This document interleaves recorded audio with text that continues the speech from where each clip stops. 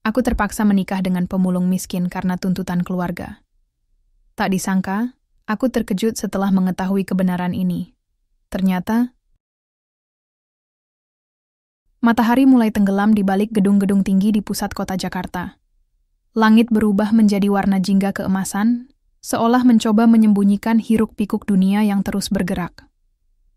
Di sebuah ruang tamu mewah dengan lantai marmer putih dan lampu kristal yang berkilauan, suasana tegang memenuhi udara. Safira duduk di sofa panjang berlapis beludru merah, wajahnya pucat seperti kertas, sementara kedua tangannya gemetar menahan amarah. Safira adalah wanita muda berusia 25 tahun, cantik dengan kulit sawo matang dan rambut hitam panjang yang selalu tertata rapi.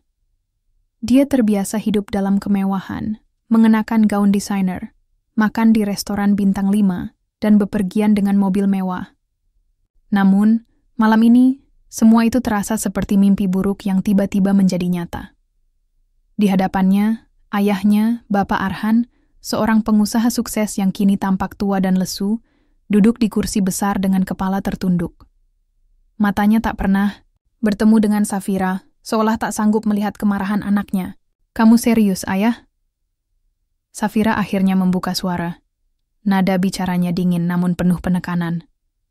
"Ayah ingin aku menikahi dia?" Bapak Arhan menghela napas dalam-dalam. Tangannya yang keriput memegang secarik kertas kontrak. Ini satu-satunya cara, Safira. Bisnis kita hancur. Utang-utang kita semakin besar. Aku sudah tidak punya pilihan lain. Safira menatap ayahnya dengan mata berkaca-kaca. "Jadi, ayah menjual aku? Menyerahkan aku pada pemulung miskin hanya untuk melunasi utang?" Di ujung lorong rumah megah itu, pintu depan terbuka perlahan. Seorang pria muda masuk dengan langkah ragu-ragu. Dia adalah Bagas, seorang pemulung berusia 28 tahun yang tinggal di pinggiran kota. Bagas memiliki tubuh tegap meski kurus, kulitnya coklat karena sering terpapar matahari, dan rambutnya sedikit acak-acakan. Meski penampilannya sederhana, ada sesuatu di matanya yang membuat orang merasa tenang, seperti ketulusan yang tak bisa dibeli oleh uang. Bagas mengenakan kemeja lusuh yang rapi, meskipun jelas-jelas bukan barang mahal. Dia datang atas undangan Bapak Arhan, tanpa benar-benar tahu apa yang akan terjadi. Saat dia melangkah ke ruang tamu, pandangannya bertemu dengan Safira. Ada kilatan terkejut di matanya, tapi dia segera menunduk hormat. "Saya Bagas," katanya pelan. Suaranya rendah namun jelas. Safira hanya memandangnya dengan tatapan dingin, seolah dia adalah makhluk asing yang tak pantas berada di sana. "Kenapa harus dia, Ayah?" Safira akhirnya bersuara lagi, nadanya penuh kemarahan. "Dia bahkan tidak punya apa-apa. Apa Ayah pikir aku bisa hidup seperti ini? Apa Ayah tahu betapa malunya aku?" Bapak Arhan menatap putrinya dengan rasa bersalah. "Aku tahu ini berat untukmu, Safira. Tapi Bagas bukan orang sembarangan. Dia anak dari sahabatku dulu. Orang baik. Dan dia setuju untuk membantu kita keluar dari masalah ini." "Membantu?" Safira tertawa sinis. "Dengan menikahiku? Apakah Ayah pikir aku bisa bahagia dengan dia?" Bagas, yang masih berdiri di sana, merasa tidak nyaman mendengar percakapan itu. Dia tahu bahwa Safira membencinya, dan dia tak bisa menyalahkan perasaan itu. Tapi di sisi lain, dia juga merasa terhormat karena dipilih untuk membantu keluarga ini. Aku akan menjaga Safira, Pak," kata Bagas dengan suara pelan. "Aku tidak punya banyak, tapi aku akan berusaha membuatnya bahagia." "Bahagia?" Safira bangkit dari kursinya, matanya menyala-nyala. "Kamu pikir aku bisa bahagia dengan hidup seperti ini? Lupakan saja, Ayah. Aku tidak akan melakukannya." Sebelum Safira meninggalkan ruangan, dia melihat sesuatu di meja, sebuah amplop tua yang tergeletak di samping kontrak pernikahan. Dengan rasa penasaran, dia membukanya. Di dalamnya ada surat yang ditulis tangan, dengan nama Bagas tertera di bagian atas. Surat itu sepertinya milik ayahnya, dan isinya singkat namun penuh misteri. "Arhan, Jika suatu hari kamu membaca ini, ingatlah bahwa Bagas adalah tanggung jawab kita. Jangan biarkan dia sendirian. Maafkan aku.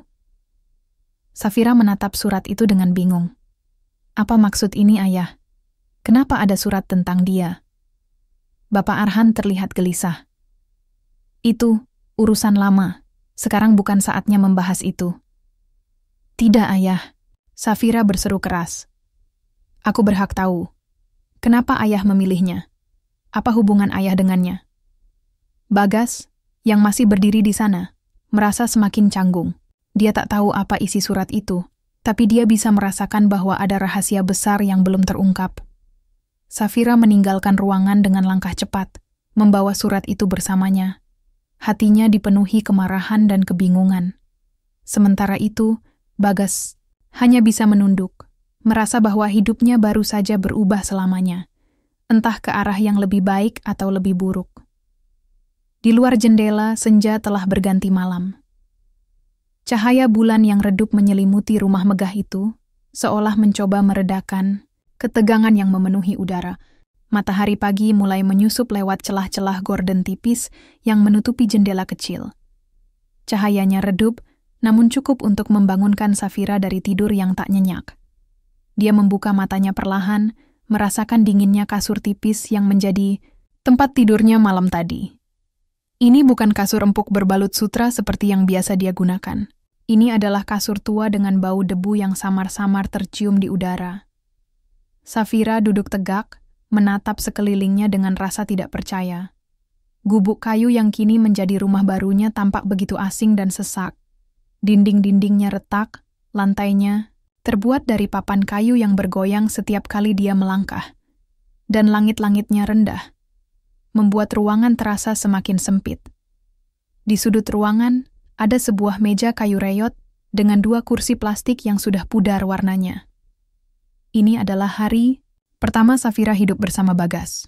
Safira berdiri perlahan, kakinya masih terasa lemah karena kurang tidur. Malam tadi, pikirannya dipenuhi oleh kemarahan, kebingungan, dan rasa malu. Dia tak bisa menerima kenyataan bahwa hidupnya yang penuh kemewahan telah berakhir begitu saja. Semua barang-barang mewahnya, pakaian desainer, tas mahal, bahkan sepatu, favoritnya kini tinggal kenangan. Ayahnya telah mengirim seluruh harta mereka untuk melunasi utang, meninggalkan Safira tanpa apa-apa selain gaun sederhana yang kini ia kenakan. Di luar gubuk, suara riuh pagi hari mulai terdengar. Anak-anak berlarian di gang sempit, sementara para tetangga sibuk dengan aktivitas mereka. Ada ibu-ibu mencuci pakaian di sumur umum, ada juga beberapa pria yang sedang memperbaiki atap gubuk yang rusak. Suasana ini begitu berbeda dari kehidupan Safira sebelumnya. Dia melangkah keluar dengan hati-hati, mencoba beradaptasi dengan lingkungan baru yang asing. Namun, pandangannya langsung tertuju pada Bagas, yang sedang duduk di depan gubuk dengan segelas teh manis di tangannya. Wajahnya tampak tenang, meski pakaian lusuhnya menunjukkan betapa sederhana kehidupannya. "Selamat pagi," kata Bagas pelan. Nada suaranya ramah namun hati-hati, seolah takut membuat Safira marah. Safira hanya diam, menatapnya dengan tatapan dingin. Dia tak bisa memahami bagaimana Bagas bisa begitu tenang dalam situasi seperti ini. "Bagaimana kamu bisa hidup seperti ini?" tanyanya akhirnya. Nadanya penuh penekanan. Bagas tersenyum tipis. "Aku sudah terbiasa. Ini mungkin berat untukmu, tapi aku yakin kamu akan bisa menyesuaikan diri." "Menyesuaikan diri?" Safira tertawa sinis. "Kamu pikir aku bisa hidup seperti ini? Tanpa listrik, tanpa air bersih, tanpa apapun?" Bagas bangkit dari kursinya, menatap Safira dengan ekspresi serius. "Aku tahu ini sulit, tapi aku bekerja keras setiap hari untuk mendapatkan uang. Aku tidak punya banyak, tapi aku akan berusaha membuatmu nyaman." Safira memutar mata, tak peduli dengan kata-kata Bagas. Dia kembali masuk ke dalam gubuk, meninggalkan Bagas sendirian di luar. Beberapa jam kemudian, Safira duduk di sudut ruangan, memeluk lututnya erat-erat. Hatinya dipenuhi oleh amarah dan rasa putus asa. Dia tak bisa menerima kenyataan bahwa hidupnya telah berubah begitu drastis. Namun, saat dia melihat Bagas kembali, ke gubuk dengan karung besar di pundaknya, dia mulai merasakan sesuatu yang berbeda. Bagas tampak lelah, keringat membasahi wajahnya, dan pakaiannya semakin kotor karena seharian bekerja sebagai pemulung. Namun, matanya tetap bersinar dengan semangat yang tak pernah padam. Dia meletakkan karung itu di sudut ruangan, lalu duduk di kursi plastik, mengambil napas panjang. "Apa yang kamu lakukan seharian?" tanya Safira. Tanpa sadar, rasa penasarannya mulai muncul. "Mencari barang-barang bekas yang bisa dijual," jawab Bagas sambil tersenyum. "Terkadang aku menemukan botol plastik, kaleng, atau besi tua. Hasilnya tidak banyak, tapi cukup untuk makan sehari-hari." Safira menatapnya dengan bingung. "Kenapa kamu mau melakukan ini? Bukankah hidupmu lebih mudah jika kamu tidak harus menikahiku?" Bagas terdiam sejenak, lalu menjawab dengan nada pelan.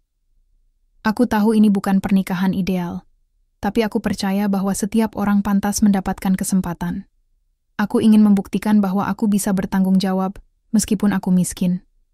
Kata-kata Bagas membuat Safira terdiam.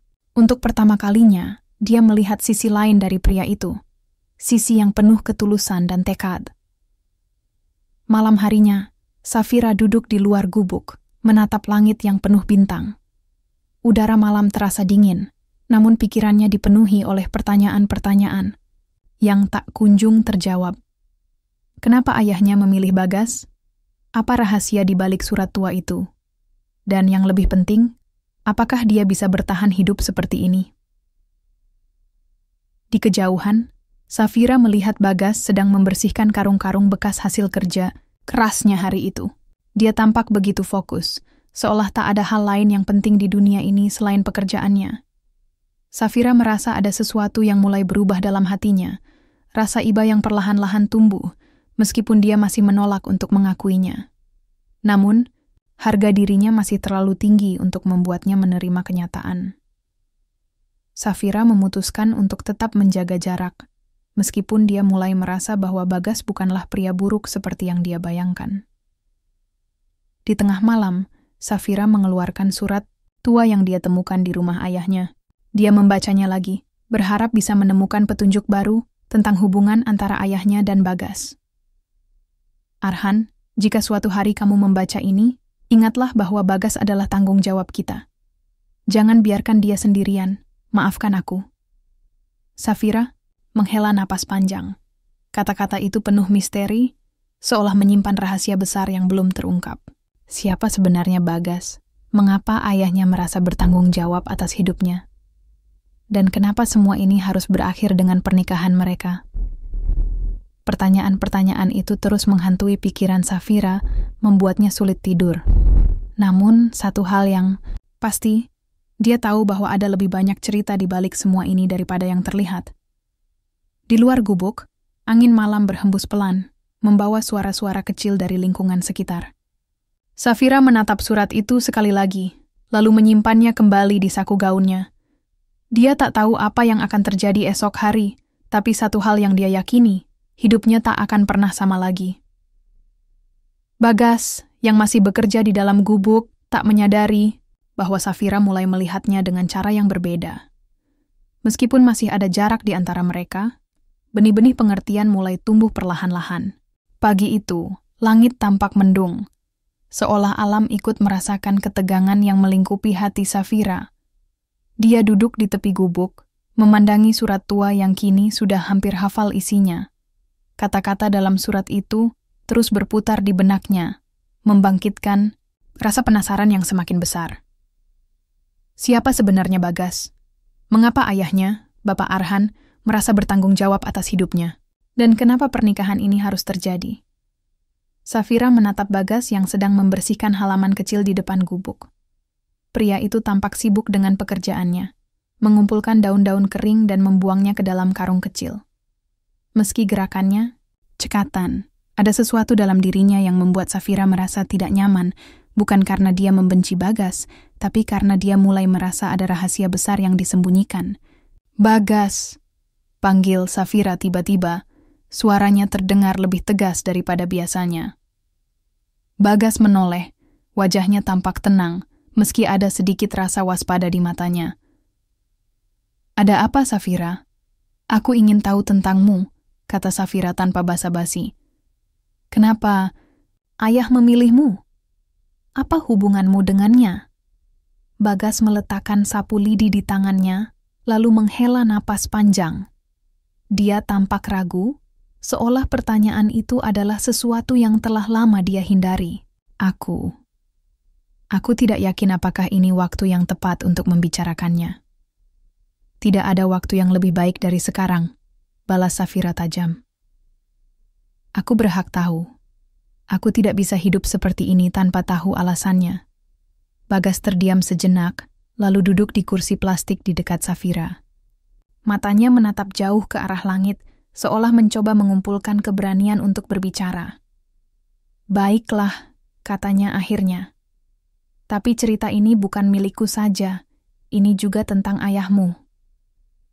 Bagas memulai ceritanya dengan suara pelan, namun penuh emosi. "Ayahmu dan ayahku adalah sahabat dekat. Mereka tumbuh bersama di desa kecil, bekerja keras untuk membangun masa depan mereka. Ayahku adalah orang yang sangat baik, selalu membantu siapapun yang membutuhkan. Tapi suatu hari, sesuatu terjadi yang mengubah segalanya." Safira mendengarkan dengan penuh perhatian, napasnya tertahan saat Bagas melanjutkan. "Ayahku meninggal dalam sebuah kecelakaan di tempat kerja. Saat itu, aku masih kecil, dan ibuku tak lama kemudian meninggalkan aku karena tidak sanggup menghadapi kesedihan. Ayahmu, Arhan, merasa bertanggung jawab atas keluargaku. Dia berjanji akan menjaga aku, tapi kehidupannya berubah setelah itu. Dia pindah ke Jakarta, membangun bisnis, dan menjadi sukses.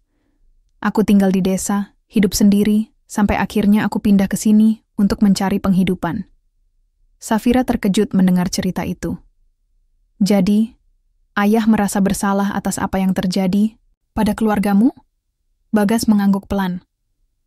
"Ya, itulah sebabnya dia memintaku untuk menikahimu. Dia bilang ini adalah cara untuk menebus dosa lama, untuk memastikan bahwa aku tidak hidup sendirian lagi. Aku tahu ini bukan pernikahan ideal, tapi aku tidak bisa menolak permintaannya." Safira merasa dadanya sesak mendengar pengakuan itu. Dia tak pernah menyangka bahwa pernikahannya dengan Bagas memiliki latar belakang seberat itu. "Jadi, semua ini hanya karena ayah merasa bersalah?" "Bukan hanya itu," lanjut Bagas. "Aku juga ingin membuktikan bahwa aku bisa bertanggung jawab. Aku mungkin miskin, tapi aku punya harga diri. Aku ingin memastikan bahwa kamu tidak menderita karena keputusan ini." Setelah mendengar cerita Bagas, Safira merasa bingung dan marah. Di satu sisi, dia mulai merasakan simpati terhadap pria itu. Dia bisa melihat bahwa Bagas bukan orang yang buruk, dia hanya korban dari keputusan orang lain. Namun, di sisi lain, Safira merasa dilecehkan. Pernikahannya ternyata didasarkan pada rasa bersalah, bukan cinta atau kebahagiaan. "Jadi, aku hanya bagian dari tebusan ayah?" tanyanya dengan nada getir. "Apakah ayah pikir aku bisa menerima ini begitu saja?" "Aku tahu ini sulit untukmu," kata Bagas pelan. "Aku juga tidak bahagia dengan cara ini. Tapi aku berharap kita bisa saling memahami.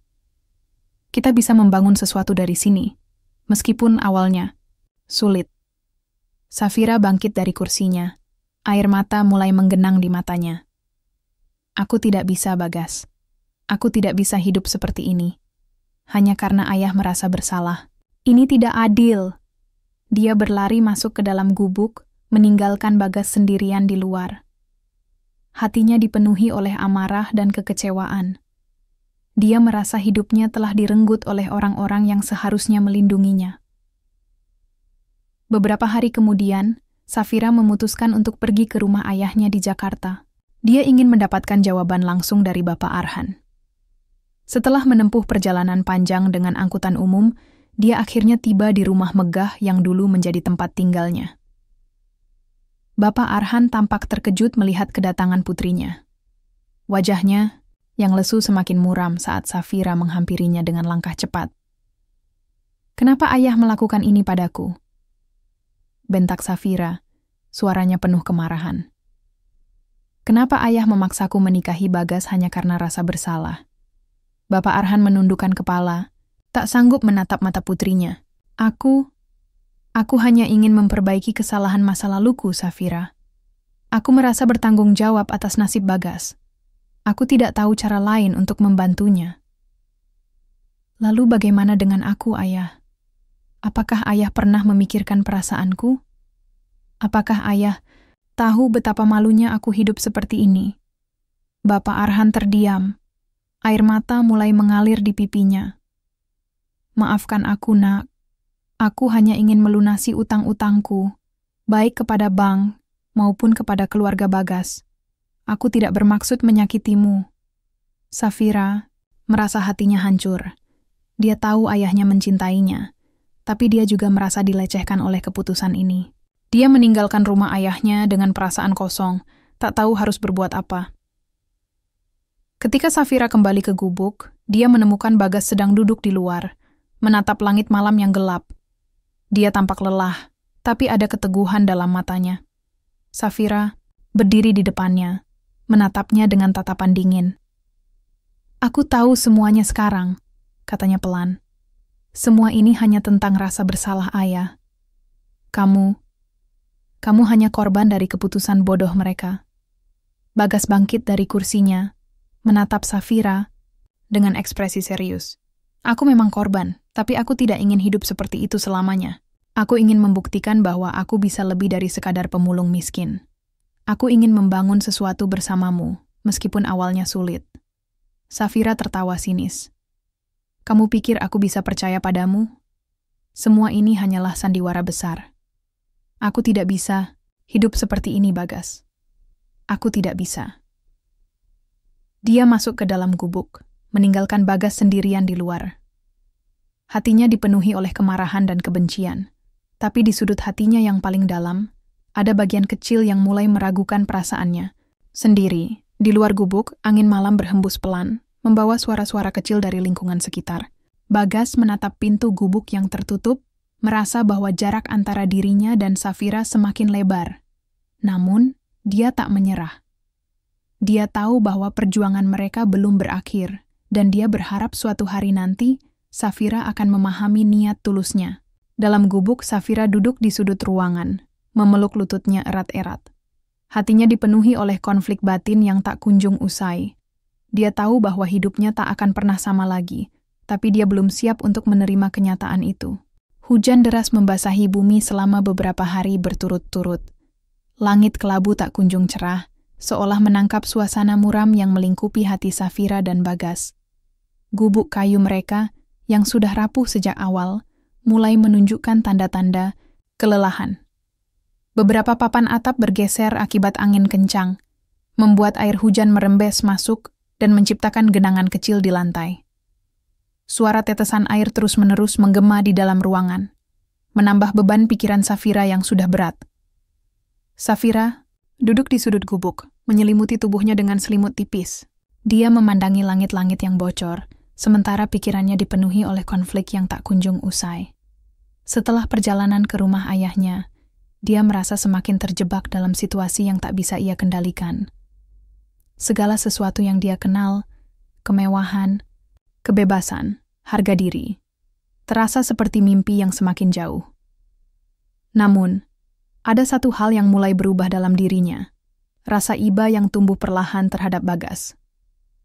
Di luar gubuk, Bagas tampak berusaha keras untuk menahan atap agar tidak runtuh.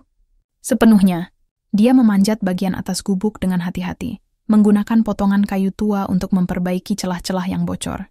Tubuhnya basah kuyup akibat hujan, tapi dia tak peduli. Bagas hanya ingin memastikan bahwa Safira tidak menderita lebih dari yang sudah-sudah. Kenapa kamu masih repot-repot melakukan ini? Tanya Safira tiba-tiba. Suaranya terdengar lemah namun penuh emosi. Apa kamu tidak lelah? Apa kamu tidak marah padaku? Bagas menoleh. Wajahnya basah oleh air hujan dan keringat. Meski begitu, senyum tipis muncul di bibirnya.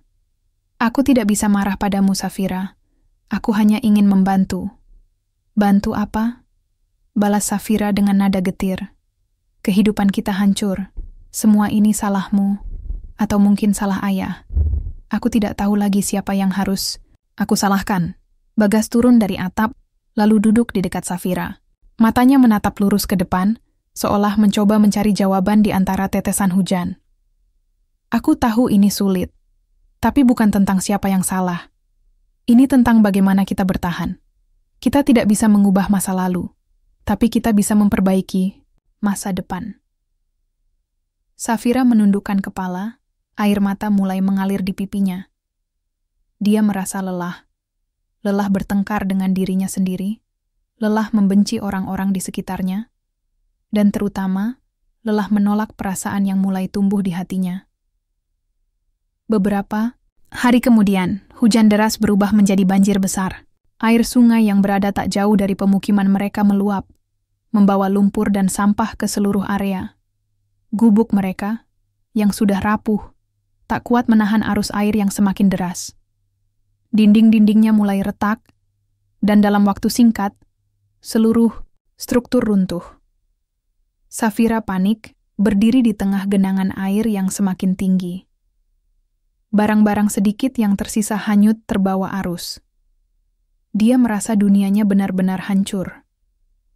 Di tengah kekacauan itu, Bagas muncul dengan wajah cemas. Dia langsung menarik Safira ke tempat yang lebih tinggi, menjauhkannya dari bahaya. "Pegang tanganku!" teriak Bagas, suaranya nyaris tenggelam oleh gemuruh air. Safira, yang biasanya menolak bantuan Bagas, kali ini tak punya pilihan lain. Dia menggenggam erat tangan Bagas, merasakan kehangatan dan kekuatan yang tak pernah dia rasakan sebelumnya. Mereka berhasil mencapai dataran tinggi di ujung pemukiman, tempat beberapa warga lain juga mengungsi. Di sana, mereka duduk di tanah basah kuyup dan kelelahan. Safira menatap Bagas, yang wajahnya penuh dengan noda lumpur dan luka-luka kecil akibat upayanya menyelamatkan mereka. Untuk pertama kalinya, dia melihat pria itu sebagai pahlawan, bukan sebagai pemulung miskin yang tak pantas mendapatkannya. "Kenapa kamu menyelamatkanku?" tanya Safira pelan, suaranya bergetar karena dingin dan emosi. "Karena aku janji akan melindungimu," jawab Bagas dengan tegas. "Aku mungkin tidak punya banyak, tetapi aku akan selalu berusaha menjaga orang yang aku sayangi." Kata-kata itu membuat Safira terdiam. Dia merasakan sesuatu yang baru dalam hatinya, rasa hormat dan penghargaan yang belum pernah dia rasakan sebelumnya. Hari-hari setelah banjir adalah masa yang penuh tantangan bagi Safira dan Bagas. Mereka kehilangan segalanya, gubuk mereka hancur, barang-barang mereka lenyap, dan masa depan terasa semakin suram. Namun, di tengah semua itu, Safira mulai melihat Bagas dalam cahaya yang berbeda. Pria itu bekerja tanpa lelah untuk membantu para korban banjir, meskipun dirinya sendiri juga kehilangan segalanya. Dia membagikan makanan yang didapatnya kepada orang-orang yang lebih membutuhkan, dan selalu ada senyum di wajahnya meski keadaan begitu sulit. Safira mulai ikut membantu. Awalnya, dia ragu-ragu, tapi perlahan-lahan dia belajar untuk berkontribusi. Dia membantu membersihkan lumpur dari rumah-rumah warga, memberikan bantuan kepada anak-anak yang kehilangan mainan mereka, dan bahkan mencoba memasak untuk pertama kalinya. Setiap kali dia melihat senyum di wajah orang-orang yang dibantunya, dia merasa ada kebahagiaan kecil yang mulai tumbuh di hatinya. "Kenapa kamu begitu baik pada orang lain?"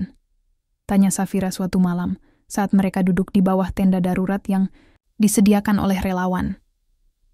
"Karena hidup bukan hanya tentang diri sendiri," jawab Bagas pelan.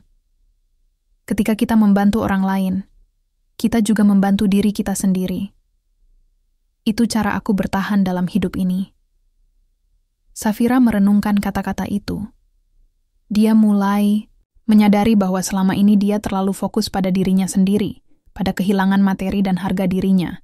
Tapi Bagas mengajarkan sesuatu yang lebih penting, arti dari ketulusan, pengorbanan, dan cinta. Malam itu, Safira tidur dengan perasaan yang berbeda. Hatinya mulai terbuka, dan dia merasa ada harapan baru yang tumbuh di tengah kehancuran. Dia melihat Bagas sebagai pria yang luar biasa, bukan karena apa yang dia miliki, tapi karena siapa dirinya. Di sisi lain, Bagas juga merasakan perubahan dalam diri Safira. Dia melihat kilatan kelembutan di matanya, sesuatu yang belum pernah dia lihat sebelumnya. Dia tahu bahwa perjalanan mereka masih panjang, tapi dia yakin bahwa mereka bisa melewati semuanya bersama-sama.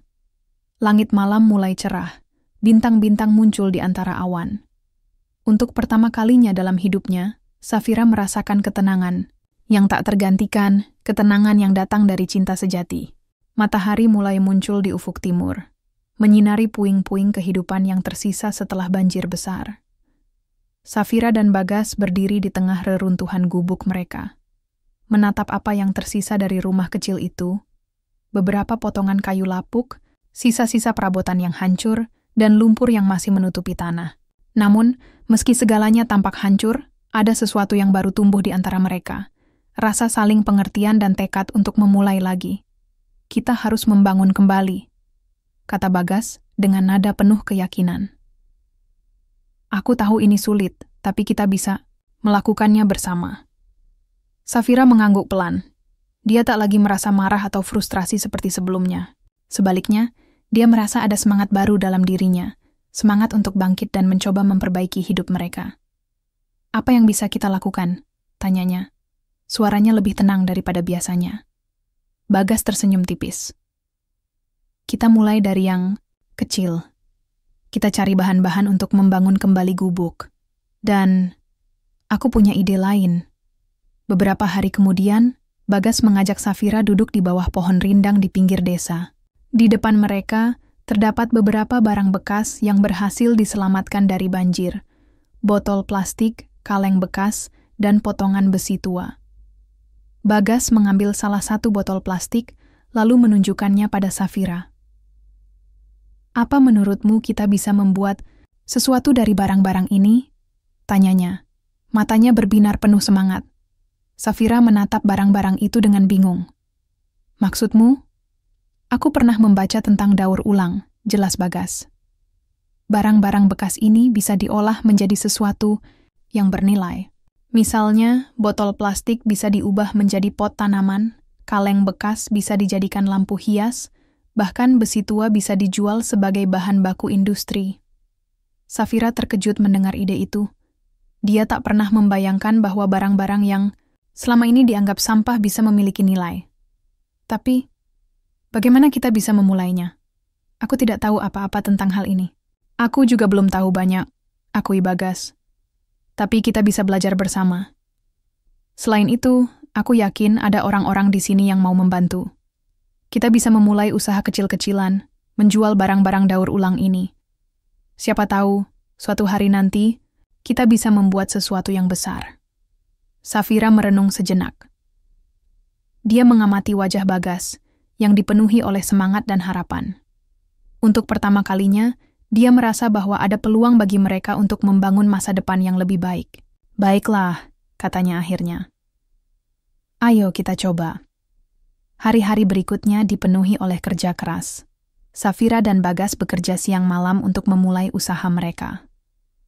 Dengan bantuan beberapa tetangga, mereka mulai mengumpulkan barang-barang bekas dari lingkungan sekitar. Botol plastik, kaleng bekas, kardus, bahkan kain perca dikumpulkan dan dipilah-pilah. Safira, yang dulunya hanya terbiasa dengan kehidupan mewah, kini belajar untuk melakukan hal-hal yang sebelumnya tak pernah ia bayangkan. Dia belajar cara membersihkan botol plastik, memotong kaleng bekas menjadi bentuk-bentuk unik, dan bahkan mencoba mendesain lampu hias dari bahan daur ulang. Meski awalnya sulit, dia merasa ada kepuasan tersendiri saat melihat hasil kerja kerasnya. Di sisi lain, Bagas menggunakan pengetahuannya yang terbatas untuk mencari pembeli.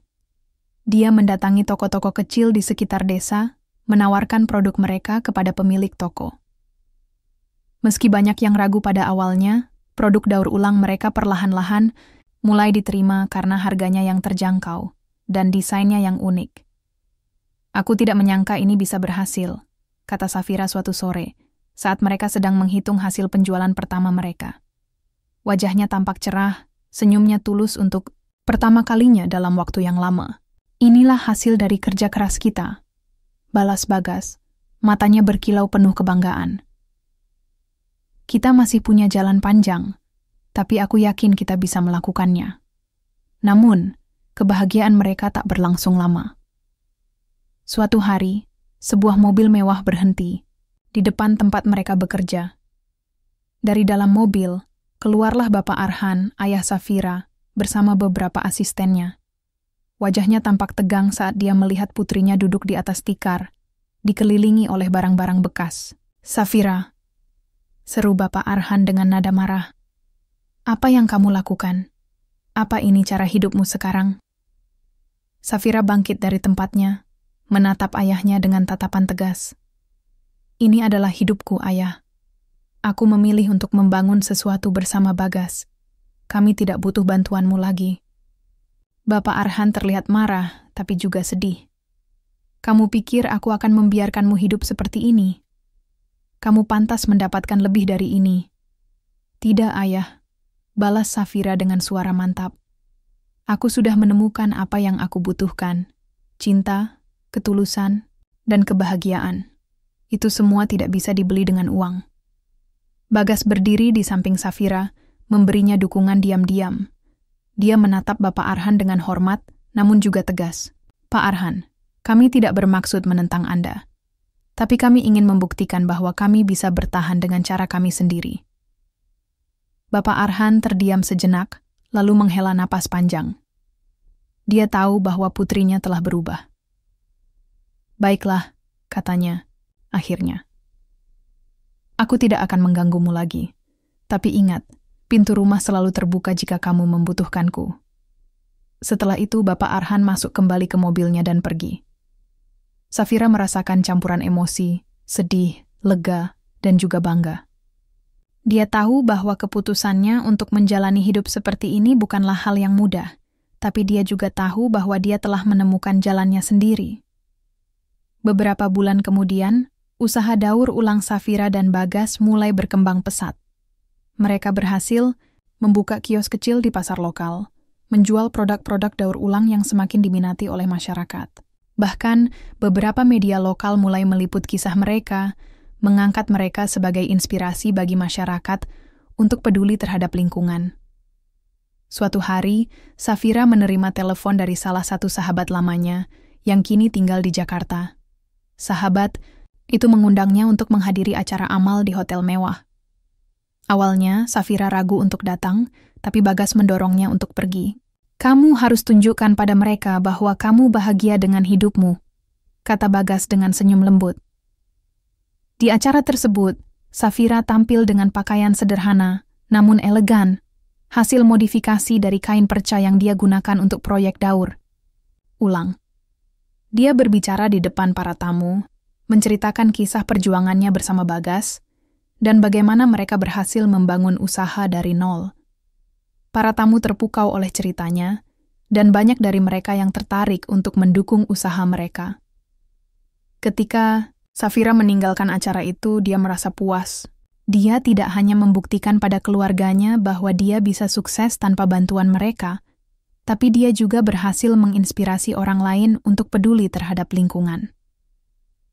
Malam itu, Safira dan Bagas duduk di bawah langit penuh bintang, menatap keberhasilan yang mereka capai bersama. Gubuk kecil mereka kini telah berubah menjadi rumah sederhana namun nyaman, dibangun dari jerih payah mereka sendiri. "Kita sudah melewati banyak hal," kata Safira pelan, suaranya dipenuhi oleh rasa syukur. "Dan kita masih punya banyak hal untuk dicapai," balas Bagas, menggenggam tangan Safira erat. Mereka berdua tersenyum, menyadari bahwa perjalanan mereka masih panjang. Namun, mereka tahu bahwa selama mereka bersama, tidak ada hal yang tidak bisa mereka lakukan.